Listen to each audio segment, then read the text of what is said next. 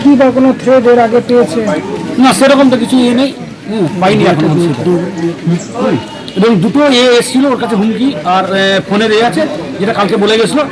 হ্যাঁ, ওই দুটো আমাদের আইবি ডিপার্টমেন্টে দেওয়া আছে, এসপি সাহেবও জানেন। দুটো নম্বর দেওয়া আছে, ট্র্যাকিংয়ের জন্য দেওয়া আছে, যেটা হুমকি ওনাদেরকে ট্র্যাকিং করে যাচ্ছে। হুমকি এসেছিল? প্রাণনাশের হুমকি ছিল, সেইটা ওনারা ওখানে আইবিকে এবং এসপি সাহেবকে দিয়ে গেছে। এবার এই অভিযোগটা কতদিন আগে করেছিলেন? এটা করেছে 4-5 দিন আগে। 4-5 দিন আগে। মানে ভোটের পরেই করেছে। বাড়িতে এইসব কথা কিছু বলেছিল না, বাড়িতে তো আসেইনি, এটা কি বাড়িতে তো আসেইনি। এটা কি মানে নন্দীগ্রাম এবং ভবানীপুরের রেজাল্টের যে দাদার গাড়িটা ছিল, চন্দ্রদার যে গাড়িটা ছিল, ওটা আমাকে ক্রস করেছিল। আমি মানে হয়তো 100 থেকে 150 মিটার দূরই হবে, গাড়িটা দেখা যাচ্ছিল ওনার।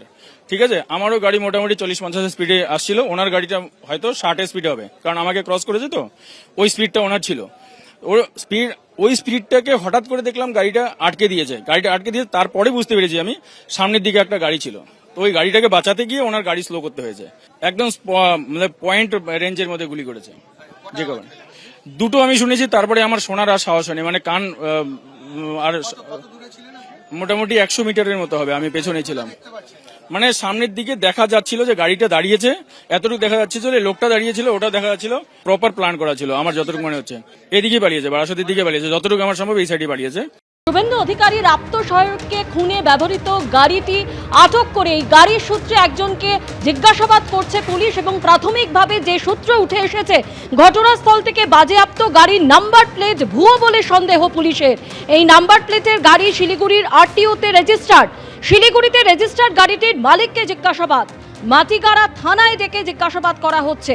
ঘটনার তদন্তে সিট গঠন করা হয়েছে।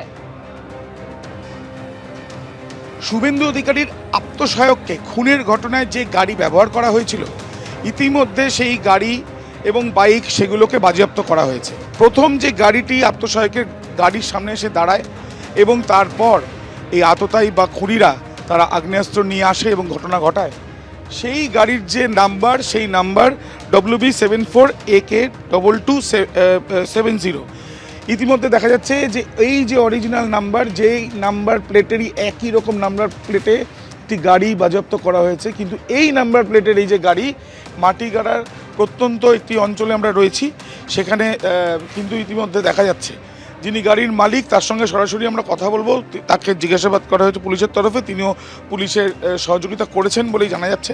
এবিপি আনন্দ, এগিয়ে থাকে, এগিয়ে রাখে।